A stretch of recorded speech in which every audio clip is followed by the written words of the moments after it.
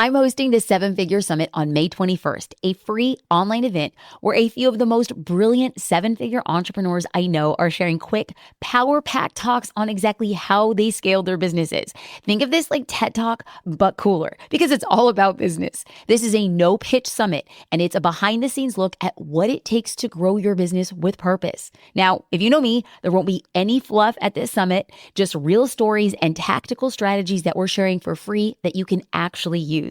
Save your seat at jasminestar.com/summit. That's jasminestar.com/summit. And I'll see you there. Welcome to this special episode of The Jasmine Star Show. My name is Jade, and I'm the COO of Jasmine Star and Social Curator. Today, we're diving deep into the mindset of starting before you're ready, embracing the unknown, and building a business that thrives, even when the odds are stacked against you. This was a conversation that originally aired on the Making Of podcast, where Jasmine shares a candid, behind-the-scenes look at how she turned uncertainty into opportunity, made 6 figures in her first year as a photographer, and built a thriving brand by listening to her audience. If you've ever doubted whether you're qualified to start something new, this episode is for you. So grab a notebook, because you're about to hear insights that might just change the way you think about your own business journey. Let's dive in. Hello. Welcome to the Making Of, Jasmine Star. Welcome to the show. Thank you. I'm very happy to be here. I am so excited for today's discussion. So I want to start here. So you recently shared on social media, a good sign someone will make it is they start and then they ask how. They don't ask how to start. Can you share a specific story from your early days as an entrepreneur when you just started and then you figured out the how? You know, I started my career as a photographer, and I was the last person to be having a business. I had no business starting a business, and yet I did. And so while I'm not going to actually start for all the reasons I was unqualified to be a photographer, because the list is way too long, when we want to start without asking how, one thing I realized was even if I was learning how to be a better photographer, at the same time, I was learning how to run a business. And I was actually becoming a better entrepreneur faster than I was becoming a better photographer. Now, there's not a right or wrong. It was just a natural inclination toward business.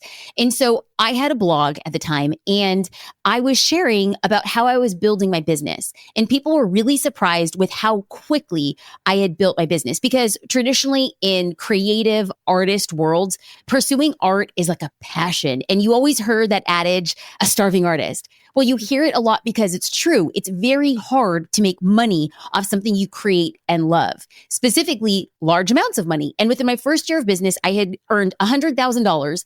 And to a lot of photographers, that was like mind blowing, because that's a lot of growth in 12 months, specifically because I didn't have a photography degree. I wasn't all that great. I didn't even have all the photography tools. I was renting camera lenses and even camera memory cards just to keep my business going. So for all intents and purposes, people are like, number one, how is she a photographer? Number two, how is she still in business? And a very far number three is, how the holy heck is she making multiple 6 figures? And so I started sharing openly on my blog and my journey. I was literally sharing everything I was doing. So there was a half of a group of people who were loving it and saying, thank you so much for teaching us how to run a business, how you are. And the other half was wildly skeptical. So if I had stopped when people left negative comments, if I had stopped when people had opinions, if I had stopped when I started feeling really uncertain about being a photographer, when people had such strong opinions about my work, I would have robbed myself and literally thousands of other people of a tool that I had created. So I was creating blog posts, and I was talking about how I was able to close clients online via email. And as a photographer, people are like, well, you don't think that that person wants to meet with you or see your portfolio or see your studio? And I simply responded, no, because I don't have a studio. I actually don't have a very wide portfolio, and meeting online is a lot easier for a lot of people. So when people were asking, what is the flow of you writing emails? I just said, I would do this, and then I would send this email, and then I would send this email. And then in the blog comments, people were asking very specific questions about my emails. So I did another blog post talking about these emails, and then more questions came. And what I started realizing was that people started asking, no, Jasmine, but what are you saying in those emails? And I took a big step back, and I'm like, wait a minute. Are people actually asking to use my words? This is a crazy idea to me. And I said, are they actually asking for a template of this series of emails that I'm doing?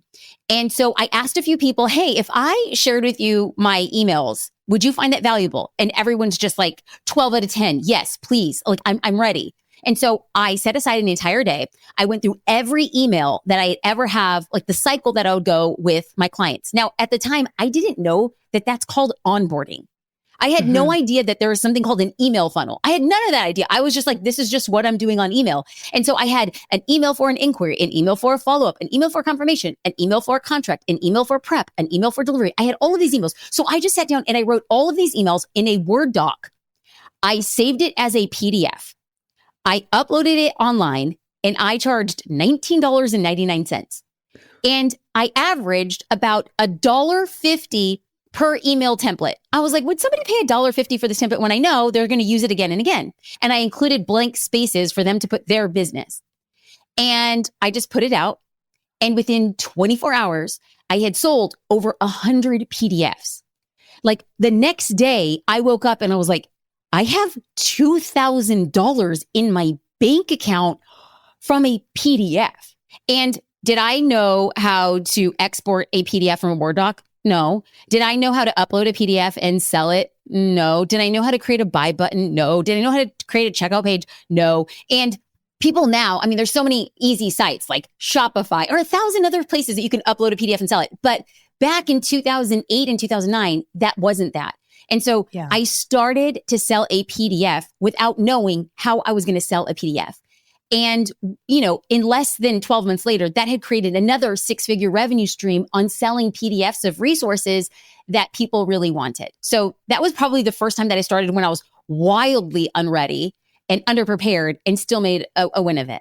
I love this story because it highlights how close you were to your audience. Like you were listening and you were saying, okay, there's something here. And you weren't allowing yourself to just stop at photography. Your lens was truly through service. Alexis, I saw what you did there. My lens. Oh, you made a pun. I didn't even mean to do that. I didn't even mean to do that. But the lens or filter was through service. And I love that. So I'm curious, taking it back to your childhood, and you have this value of being generous and service. Was there an aspect of your childhood or a value from your childhood that really like lifted that up and made that such a big part of the way that you do business now? Alexis, I love this question. I've never been asked it specifically in this frame. And it's probably the first time that I've actually thought back. Number one, thank you for seeing generosity in me. To me, that is like the utmost compliment beyond any other accolades. Being considered a generous person means the world to me. And when I think back to my childhood, I am a sheer reflection of what people showed me and my family. My dad is an immigrant from Mexico. My mom is from Puerto Rico. And my dad is one of the hardest working men I've ever encountered. He would have 3 or 4 jobs at any given time. And yet even then, with a family of 5 kids, it was really hard to make ends meet. It was really common where we just didn't have food in our refrigerator. We never bought things that didn't come from a thrift store. And during Christmas, and even just on random days, we would be getting a donation of clothes or food. Or during the holidays when people just knew, not by anything my parents ever said, but they just knew that looking at our family, we would take the bus to church and we would walk 2 blocks to get there. And then we'd walk 2 blocks and we'd wait at the bus stop. I think people saw a good family trying to do good in the world, and it was hard. And so there have been plenty of times just by kind, good-hearted people where they would just put a little bit of cash in a white envelope and just stick it in my mom's Bible or in our mailbox. Our neighbors, and we lived in a really like kind of like rough and tumble neighborhood. Our neighbors would take anything excess that they had. One of our neighbors worked at Dole, like the canning company, but they also did yogurts. And so the dad brought home a few cases of yogurt, which is too much for the family. And so our neighbors brought over 2 cases of lemon yogurt for us and placed it on the porch. And so our family lived such a good, beautiful, wholesome American dream life, not because of the things we did, but because of the generosity of others. And I just remember feeling that the world was a really great place and other people cared about taking care of each other. And so if I can do that in my business, in the content I create, in the people I serve, and then the people who are not even customers, and still be able to give generously, I think I've been really molded by that from childhood. So thank you for asking. Yeah, that's such a beautiful story. And I see that like lightness, the way that you said, I grew up thinking the world was this really beautiful, kind, good place. Mm. And I think that you have created a business and an environment around you where people get to experience that because that's the light that you give out as well. And I got to see you speak in 2018 or 2019 at an Amy Porterfield event. And it was one that my former company, ConvertKit, was sponsoring. And it was my first time seeing you speak live. And I was like, I was sat in my seat. Like your passion and the light that you carried with you throughout that entire event. I was like, wow. Like it was like sunshine, but also the genuineness. And so I think hearing about the way that you were raised and your relationship with your family, it really connects a lot of dots for the woman that you are today. So I'm curious from that, and it also sounds like there was this level of hard work and ambition instilled in you. How did that shape your career? Because I know that you were, on track and going to law school and you pivoted. So I'm curious, like, what has your relationship been with ambition and when to listen to where it's wanting to take you? So, okay, I'm going to be very honest and say that I don't think that I developed ambition until maybe my late 20s or early 30s. And I didn't develop ambition because it felt like ambition is a luxury. Like ambition is like this choice that I'm going to be ambitious. How I was raised and in my former mind frame, in the way which I viewed the world, my money mindset was not about ambition. It was about money. Because in my mind, in formative years, what I saw was money was optionality. Money was a passport. Money was power. And those who had lived a very different life than those who had not. Now, that's not to say I didn't have a great childhood with loving parents and they did the best they could, but I also distinctly saw the differences of families going on vacation, of families who had a washer and dryer in their house and they weren't walking 4 blocks with their mom in like black trash bags, taking your soiled laundry to the coin op and then walking back with it after we folded and laundered it there. Like there was differences. And through high school, through college, and college was the first time that I actually understood the difference between the rich and the wealthy. There were students I went to college with and I understood wealth for the first time in my life. That like there are levels to people who have money and then there's levels of people who have so much money that you can spend it all in your lifetime and that turns into generational wealth. And after that, I was like, I'm going to law school because that's my path to money. Not ambition. It was, how do I get from point A to point B? How do I transcend a lower economic socio class into an upper economic? And I thought, number one, academics. And then number two, choosing a field that was lucrative. That was the only thing. And I will say, looking back, how myopic and short-sighted that was because I never wanted to be a lawyer. It was just, this is the thing I'm going to do to make money. And so it was not a surprise when I dropped out of law school because I was wildly unhappy. My mom had brain cancer. I was in a really bad place in life. And then I was like, what am I doing this for? If I die when I'm 50, like my mom had been, they had told us she was going to pass. Now, good news is she's still here with us. But at the time, we were planning a funeral. And so I was like, what am I doing this for? So I literally had a midlife crisis. I was 25 and she was 50. And I'm like, okay, this is my midlife. What am I doing? And so that was when I made the decision to become a photographer.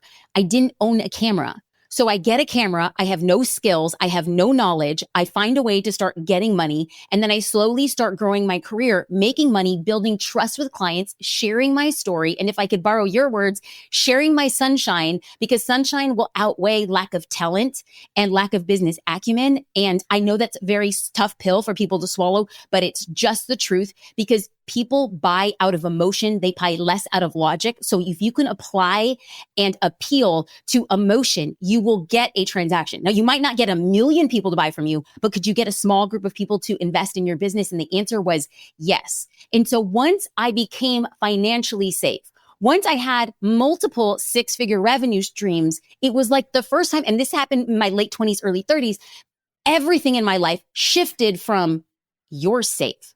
That what you make, like making $100,000 in 1 year was more than my dad made in 3 years for a family of 7. So once it was like my reptilian brain calmed down and said, you're safe, you're gonna be fine, kid, that I lifted up my head and I thought, you know what? Now is the time for me to be ambitious. I get to now choose that I get to set my sights on something. And it seems like, honestly, every 6 years, there was like a new version and a new iteration of who I became, and my ambitions became different and bigger. And some people might say bigger is subjective, and it is, but it became bigger to me because there was more risks at every pivot. I was able to take risks early on, and people are like, I can't believe you left law school and picked up a camera and you had no money and you just found a way to make it work. Correct. But I didn't have anything to lose. And so when we started building out multiple 6-figure revenue streams and then multiple 7-figure revenue streams, every time you make an iteration in your business, you feel like there's more to lose because there is. And so ambition and risk have become like kissing cousins in my life. And I learned how to balance that. And every time I've taken a calculated risk based on ambition, it has played out in spades. Wow. I am so glad that you zeroed in on the privileges that come along with ambition and how you were focused on survival and security in a way that the option of ambition or like tapping into that felt foreign to you. You did make a distinct choice moving from photography into kind of an online business, online educator. Can we talk about that? Absolutely. Absolutely. So as a photographer, I started sharing content, and I started sharing content that was very specific to growing a photography business. And then slowly over time, people who are not photographers started following and asking questions. And I loved it. I was like, sure, I'll answer questions. I'll make content. And when I say make content around this time, it's by and large my blog and Facebook. So this is pre-Instagram. This is kind of Twitter. And so people were asking these questions and I was able to answer them. And I felt good that I was able to create synergies between disparate industries, but find the commonalities. And so then more people started asking for advice, and then small companies, probably companies that were doing 8 to 10 million, came to me and said, hey, can we hire you as a consultant to teach our team the social strategy and building a brand? And so I did consulting for a while. I took on clients. I was still taking photography clients. I was still creating content in our online store, and I was doing the consulting. And what I realized at that time was it built a muscle of confidence saying, wait a minute, these companies are paying me a lot of money and they trust me. So why could I not take what I'm teaching these companies and actually teach it to people I'm most passionate about? I am most passionate about independent entrepreneurs building from the ground up. And so it was at that time that I decided to say, listen, I have experience in an industry. I'm being hired to speak into other industries and build strategies. Could I build a strategy that small business owners could take and amplify their business? And that was the first time that I took a risk, and I created my first online course. It was called Insta 180. No, it's not available for sale. I'm not pitching it. It was an Instagram for business course. It was $197. I had never created a course before. I had never built proper funnels. I had never run ads. I never had a lead page. I didn't segment a list. I knew nothing, but I knew that I could learn these things. And we launched that course, and 5 days later, we made $255,000. And that was off that $197 course. And so it was at that time that I started realizing, okay, when I understood the levels of money in college and how to build wealth, I realized that a microcosm of that exists in the online space. That you can have a $19 product, a $197, a $97, $297, a $2,997 offer, and realize that there is a way and a mechanism to change your life. And that's when my eyes opened up to a lot more new possibilities. Was it hard to let photography go? Yes. And every time you step into a new dream, it requires you to let go of the other one. And the longer you hold on to your former dream, the slower and more arduous it will be to step into your next calling. I once heard this adage and this phrase is like to burn the boats. The boats that took you to the new land, if they remain out at water, there is a distraction, there is a tension, there is not a commitment to make it work on the new land. So when you get to the new land, burn the boats and say, I don't have another option. I must make this work. And when you make that declaration, you do. You are scared. It is risky, but you play a different game because you know that you work like your life depends on it, because it does. What was the process in letting that go and burning the boat? Like, how long did it take you? And what did that grief process look like? Because, like, as you mentioned, I think when you are letting go of a dream that you had accomplished, you're making room for another one. There's also a level of grief that comes along with that, or like even your past self. What was that process like for you, and how long did it take you? Or were things moving so quickly that you didn't maybe even have time to process that? Oh, I mean, I wish that was the case. So it's crazy. I have been an entrepreneur long enough to go through iterations. You know how I said it seems like every 6 years a new version of me emerges, and there's like a new business, a new idea, a new iteration. Some people might call it a pivot. I look at it as mere extensions, is that every business, every industry I've been in, I put a tool in my tool belt, and I become a better entrepreneur the more tools I have. And so what I've noticed as a pattern is every 6 years, I make a big shift. But around year 4, I start getting inclinations. I start getting auras. I start getting sniffs of something's got to change. And I also heard the quote is, you have to put yourself out of business before anybody else does. And that is always going on in my background, is if I'm not growing, then I'm dying. There's no such thing as stasis. And so in order for me to grow, I must find new opportunities, new industries, new way of doing things for expansion. And so for me, the cycle is about 2 years. And I wish I could say that, you know, sometimes it takes 6 months or sometimes it took a year. No, it almost seems to the freaking month. It's 2 years. And I wish that I can go back to that former version of myself when I left photography. And I wish I would have said to celebrate it and to step in, because you know that it is better to leave, number one, on your terms, and number two, the best in the game. When I look at NBA players like Kobe Bryant, he left at the top of the game. When I look at actors like Michael Scott from The Office, they have probably another 10 seasons in them. But he said, we're at the top. I want to end this here. I want to leave it unsullied. And I think that to have the power to say, this is where it ends, at the top, and it doesn't make sense for me to pursue the next thing. And yet I will, because that is the game of entrepreneurship. That recently, in a rather recent endeavor, I was working with somebody, and she had encouraged me based on her selling multiple businesses. And she said, you should write a letter to that endeavor and just thank it. Thank you. And then you list your business name or the project. Thank you. And so in this letter, I immediately got off the call, and it took me 10, 12 minutes. Thank you for the house that you bought.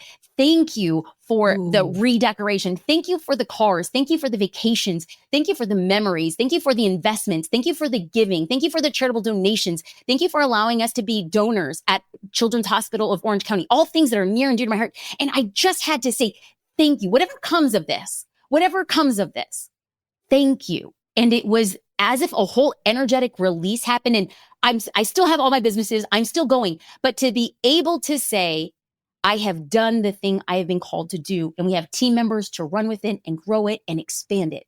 But me, there is a new land here, and we're going to be pursuing it. But taking the time to celebrate it and thank it has been a game changer for me. Wow. I'm over here like profusely nodding. The graciousness and gratitude of acknowledging what a season or chapter or endeavor gave you also speaks again to that like generosity to yourself. Like you're actually acknowledging the work and all of the energy that's gone into every single one of them. And I think it's an important part of closing, or maybe a piece of closure for that chapter. So I know that you have a lot of endeavors now, one of them being Social Curators. You're the CEO. What has it been like being a tech founder? Like from photography to your education businesses and now being a tech founder, like what has that process been like for you? It's been when they talk about the school of entrepreneurship is like the school of hard knocks. I will say like being a tech founder or founding a tech company is like the grad program of hard knocks. I think that you just experience things that you're just like, I had no idea. Like I was just so ill prepared for the level of growth and expansion and challenges and new behaviors. And I had to become an entirely different entrepreneur. I am so much stronger and better as a result. But if I today can go back to the founder who officially launched SaaS in 2021 and tell her everything that we had to go through, I think that version of me would have been like, oh, heck no, thank you. I want a refund. I'm not down for that. And now, having gone through it, having been able to look at a successful company with this vibrant community, having such a powerhouse team there, I will say it has been hands down the hardest thing I've ever done as an entrepreneur. And it is hands down the thing that I will be probably the most proud of from a professional capacity ever in my entire life. Wow.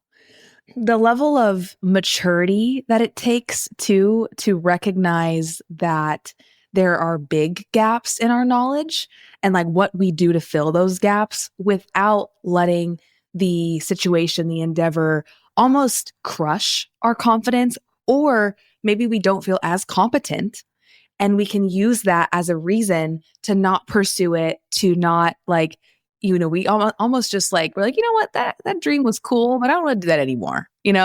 How has this influenced your confidence as you've grown over the last 3 years with what you shared? I was actually talking to our COO yesterday about this.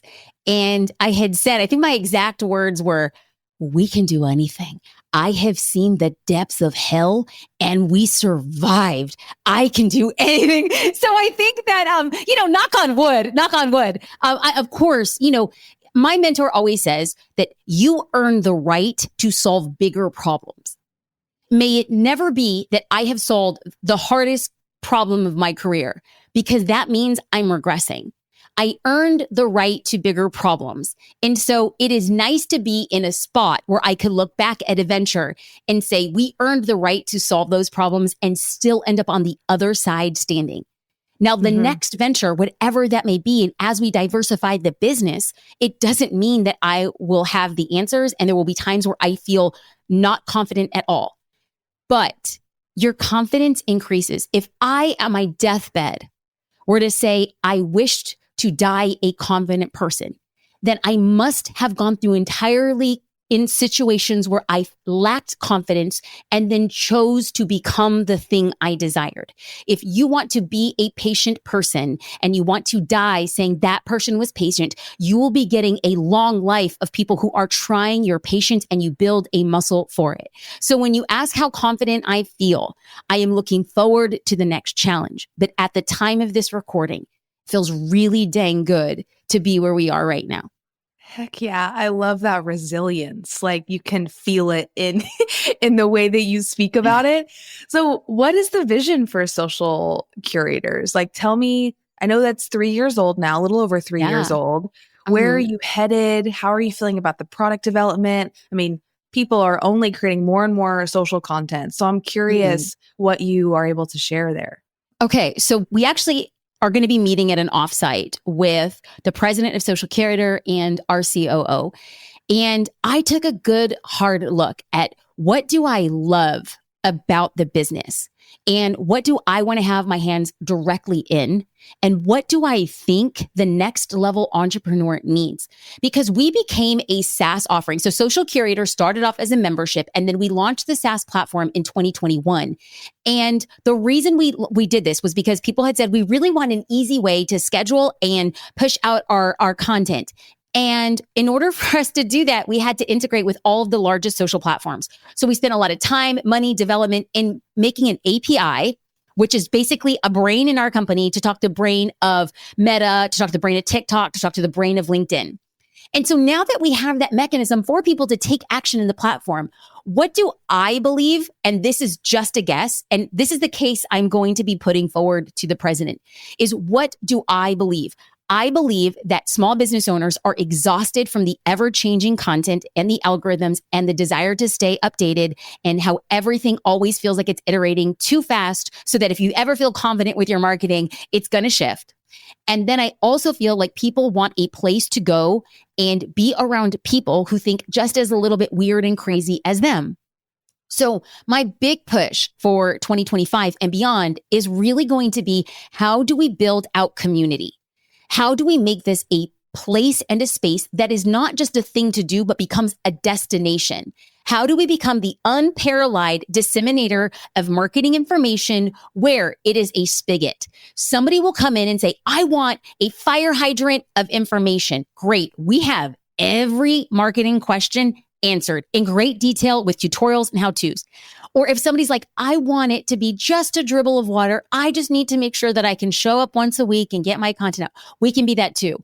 In order for us to become a destination and not an obligation, that what we have to do is create familiarity and community in such a deep way that people say, this is my tribe, this is my people, this is the marketing, and this is where I'm going to grow. And that's big. I think that we're going to have to change user interface and experience. I think that onboarding might have to change. And so we just have a lot of big questions to ask because we essentially have to be predictors of the future in order for us to survive. If we don't put ourselves out of business, somebody else will. So we need to say, where is the hockey puck going? What do people want? What do they need? And then what are they willing to pay for? And so there's a lot of things that are going to be happening there. And every step of the way, I look forward that we will have the tech to match with our ambitions. Yeah, that's huge. Delineation between you want to be a destination and not an obligation. And that's the center of building community. I absolutely love that. And obviously, we're in community at Circle. And so just hearing that that's where your head is, but how does that actually feed into the product itself from a user perspective and how they're connecting with each other? I think that's brilliant. So I want to shift the topic to obviously social media, because we've talked about the social curator side of things, but when it comes to your brand persona and your unique voice on social media, how did you first go about developing that in terms of how you show up online? I think there's the strategy of how to grow and there's strategies of how much you should be posting. But when it comes to your personality online, how did you figure out what that was, what you shared, what was private, like how much of your passion to bring, how much like professionalism to bring? I'm curious, like what that journey has been like for you. Well, I'll start by saying it changes. It changes with the different phases that I'm in life. There are times where I want to show up differently because of who I am and where I am. I will say that, how I was showing up in 2019 was really different than how I was showing up in 2020 when I became a mom. Not for any other reason. It wasn't intentional. It was just my time got very limited. I adopted my daughter and it was public about how we did. And I was still very new. What am I sharing? What's okay to share? We were in a pandemic. I mean, there was a lot of stuff that was happening. So I shifted how I showed up. But the only common thread between making my first blog post in 2007 to making content in 2025 has been the reps. Your consistency will be the only thing to develop your voice. You will only ever know how much passion to exert or not exert. You will ever know how much professionalism to exert or not exert. You will never know how much silliness to exert or not exert until you create the content, you have data and analytics, and you have emotion. Because there have been times, and I will definitely say that at the end of 2023, I had a very good cold hard conversation with the team and said, I knew what it was going to take to grow on Instagram. And that was a lot of dancing, pointing, funky videos. In fact, if you want to grow on Instagram, continue to dance, continue to point. Continue to have multiple characters and skits. That is the quick path to growth. And people cringe when they hear that, but it's true because it works. I had wake up and I thought, I don't want to do that. And I only earned the right to have that opinion because I had tried it. I had grown. I had got lots of success. There was clear business metrics. And then I said, even though data and analytics tell me to keep on doing this, then the emotion, which is the only unquantifiable thing, had said, I tried it. I deployed. I beat the thing I wanted to beat. I don't want to do it anymore. But there are people who say, I don't want to do it, having not tried it. And that's okay. That's okay. But I do believe that you feel stronger in your conviction and you earn the right to have a very clear opinion after having done something. So how do I find my voice? It changes, but the commonality is showing up consistently using data and analytics and then measuring it against how do I feel about that content being out there? Yeah. Where does authenticity come in? Because is there an aspect of showing up online, especially for business, that's strategic? And so that you might even be like putting on a different persona where it's not as authentic, or is authenticity and bringing your full self to creating content, is that a requirement or a criteria for you? Because I know that different entrepreneurs have different feelings about this. Right. Which is why I wanted to start off by saying there's actually not a right or wrong, but I will tell you just from my perspective, this is what I see. I see the benefit and the ability to put on a persona that works on social media.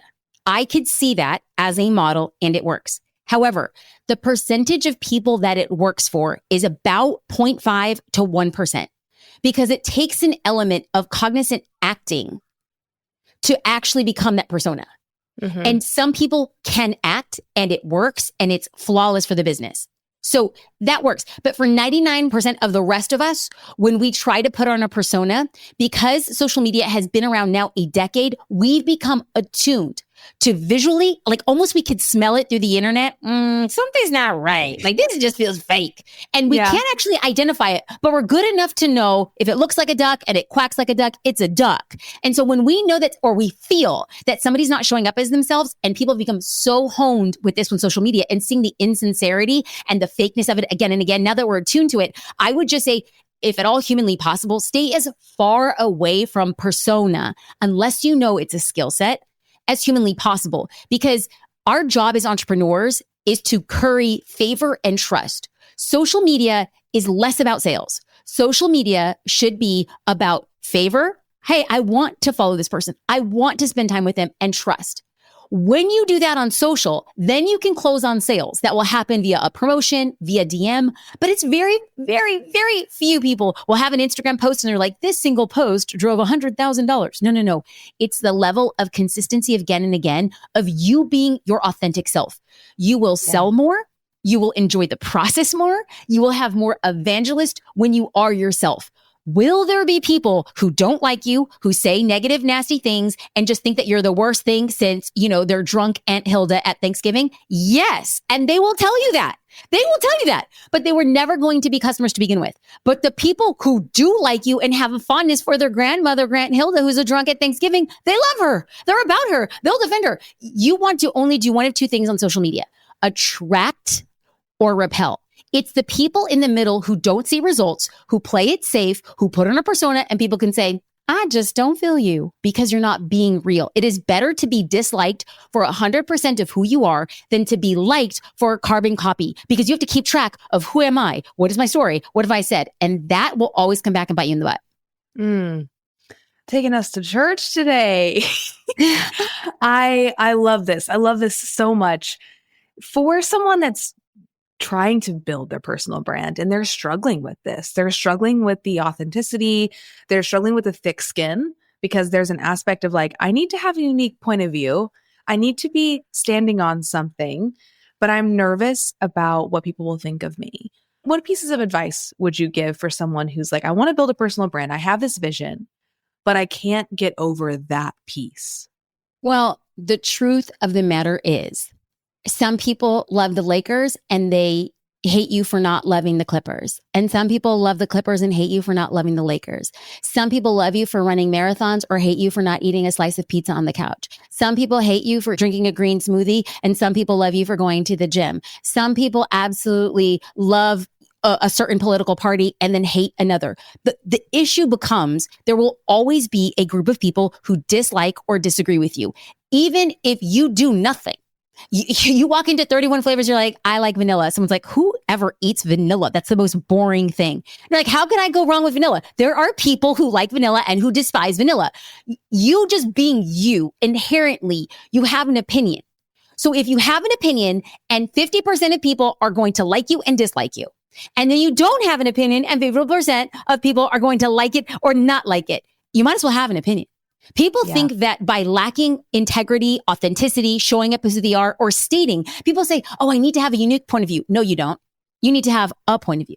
There's no such thing as a unique point of view. Very few people, 0.005% of people will ever have a unique point of view. And these are by and large mathematicians and scientists who are developing something that's never been done before. The fact that you're saying I need to have a unique point of view on what? Business that's been around for eons, that there's still the same hooks that work on social media, worked in the 1940s in print newspaper, that worked in the 1950s on radio, that worked in the 1980s on cable networks. Those same hooks work every decade. You want to have a unique point of view? How about you just have a point of view and understand that half the people like it and half the people won't? I love this so much. I feel like this is the level of honesty that I think we can just overthink so much. When you're creating anything, you can really overthink. And so this is the level of honesty that I think people really need. And so I appreciate you bringing the heat today. Is there one aspect? And before we go on, I will say, I understand it's hard. I understand it's difficult. I understand you, me, everybody. I can still get in my head. I can look at a piece of content and just be like, is this a little weird? There was a time where I had posted content and somebody had said that it looks like I just tried too hard. And that is not easy to hear. But then when I took a big step back, I realized I try really hard. It's not easy. And I make an active decision. So I think that sometimes I get riled up and I'm like, oh yeah, da da da da. And so people say, wow, she has something that I don't have, so she can do that. And what I want to be very clear is I am deeply empathetic to the journey, the story, the difficulties. But the main difference between me and people who don't show up is I will press post and I will let my content define and defend who I am for the right group of people. It won't be for everybody, but for the small people who want to go deep with my business. And who am I beholden to? I am beholden to myself, my vision, my destiny, God's calling on my life, and my family. If I can put out content that resonates with a small group of people who pays my bills, who gets my daughter and my husband to go on our annual vacations, to have the cars that we drive and the places we go, and to give to charitable organizations and to empower others to do the same thing, hot dang, I'll get over myself to do that. Because your vision is so clear. It's so much bigger than honestly a comment. And I think that's where we can sometimes fixate on the negativity, and we can sometimes fixate on pushing something out there and there's crickets, but it's like, okay, if you've got the vision and you know where you're trying to go, that purpose and mission has to be bigger than opposition and resistance and sometimes negativity. So Amen. I hear you through and through. If someone is focusing on this right now, where do you think most people are overlooking? That you think people should pay a little bit more attention to? Well, the good news is that it always changes. So between us recording this and it debuting, it might change. And people have a very difficult time with, hey, what's working or what are people overlooking? But when you say something is overlooked and people notice it's overlooked, all good marketers and content go to the thing that's overlooked. That is the natural thing. It's like marketers kill everything good. It's just the truth, right? And so at the end of the day, instead of talking about what's being overlooked, I would say, if you're getting started or you really want to foster a level of consistency, choose what is the lightest for you. I am not saying choose what's easy for the rest of your life. I am just saying choose what is lightest for you. This is like when you go to the gym and you feel very intimidated and you don't know where to go and you see all of these buff people doing all of this other stuff. Just pick up the 5-pound weight. Just pick up the 5-pound weight and see, I can do this today for right now. If I want to build abs or build glutes, I probably shouldn't pick up the 5-pound weight and work on my arms, right? However, I am building the level of consistency doing something that I feel comfortable doing right now. So the reason why social platforms change what's working is it keeps people guessing. And when people guess and when they can't predict, it keeps them interested. It is this sick and distorted, disgusting way. But guess what? All of the addiction psychologists and strategists and social designers work for the largest social platforms, and they say, we know what makes you tick. And if you could predict what is going to be good or always work, you would quickly get bored. So they're always changing it. So I firmly believe there was a time when going live on Instagram was the greatest mechanism to growth because not a lot of people were doing it. It was a new feature. People were like, oh my gosh, bringing somebody to come on live with you was this such new novel thing. And then after people started doing it, it started losing its interest. But what happens is everything comes back in cycles. So I continued doing Instagram lives even when they're like slowly dwindling. But what I noticed recently at the time of this recording is that Instagram, when you're going live, it will now insert it into stories. So if you're navigating in stories, you'll now see a card pop up that says, this person's going live. That's actually a new feature iteration. So I think, listen, for all the people, all the gangsters who are continuing to go live, there is now a push or an uptick for you to do that again. I believe that Instagram is doing this so that it starts prepping its engines to compete with TikTok and their social sellers. Right now, TikTok, if you have a product to sell, TikTok is unparalleled. They are creating QVC, like these shopping networks, on your phone with easy ways to shop. Amazon is doing the same thing. They are having and cultivating social sellers on Amazon that they're going to be soon. This is what I strongly think is going to happen. You're watching a Prime movie or show. There comes up a commercial, and on that commercial is a QR code, or if you're watching on your phone, you could press that, add it to an Amazon cart.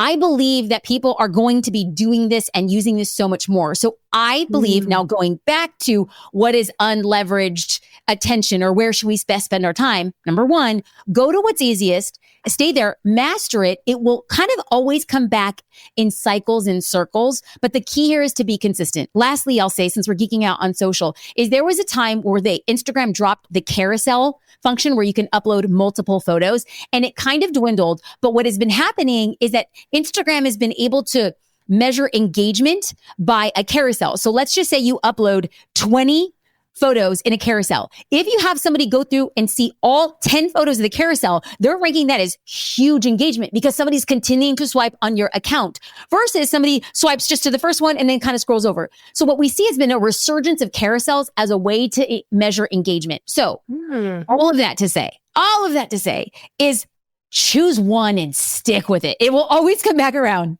I love this. Your point on the QVC really hit. It's almost like passive e-commerce versus active. Yeah.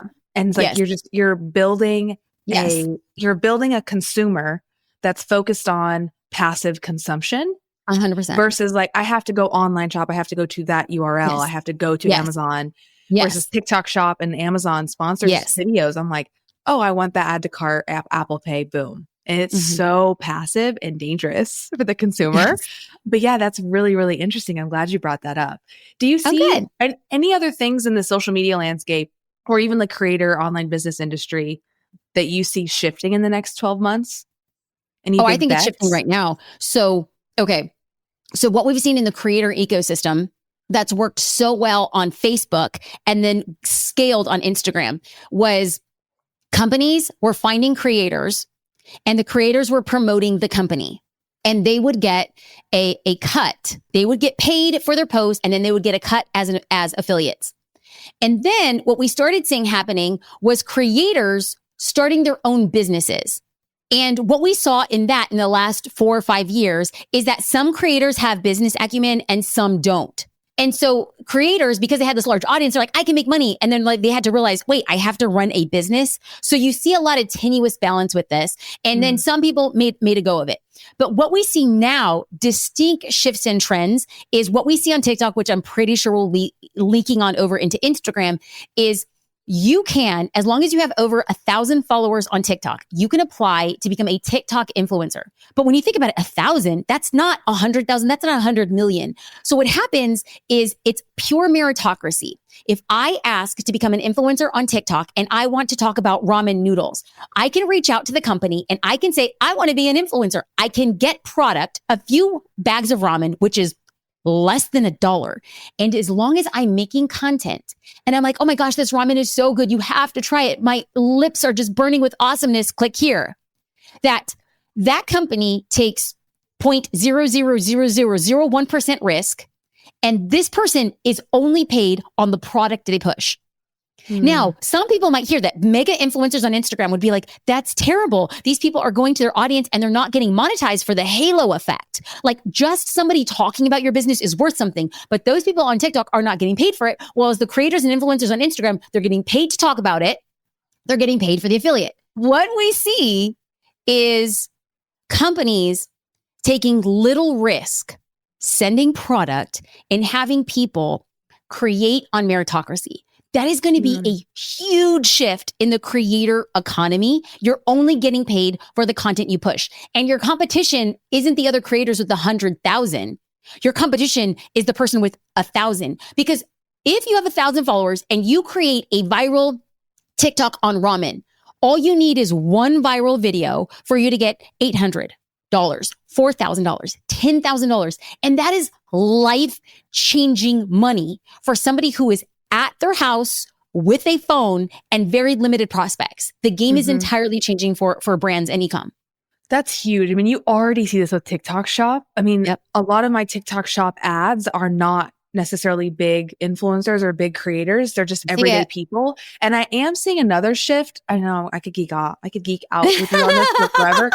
Another big shift I'm seeing is the shift towards the small creator. I don't know if you've seen this trend on TikTok in literally the last couple of weeks, but it's like really focusing on these small creators and supporting each other. 5,000 followers.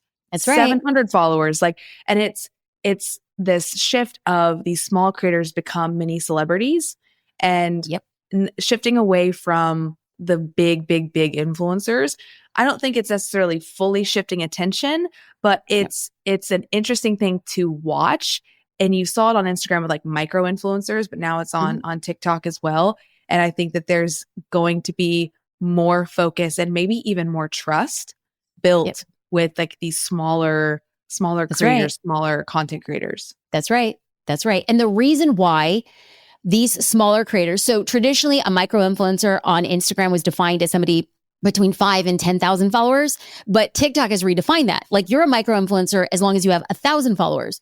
And why it's so powerful is that somebody with 1,000 followers can respond to all of their comments and all of their DMs. So you get a small group of people who are so emblazoned and passionate about that person, who sees them, who knows them, who engages on their content, versus the influencer who has 100,000 followers. And yes, they live this beautiful, amazing life, but they're not responding to DMs and they're not responding to comments. And that person doesn't really feel like they're known. If they see an ad for ramen from the mega influencer who's paid no attention to them and an ad for ramen from the micro influencer who regularly leaves a comment, who are they buying from? The person who feels like they know them. And this all gets back to a relationship, right? And the trust that you're building with your audience. This has been incredible. Thank you so much for this conversation, Jasmine. I want to leave you with one last question. What is a big dream that you're focusing on in the next 6 to 12 months for yourself? And this could be a personal dream, this could be a business dream, but is there anything that you're like scheming that's in the next year? Wow, I was not expecting this question, and I'm going to speak my truth. Yesterday, I had a work day that I absolutely freaking loved, and it didn't look like I was working hard.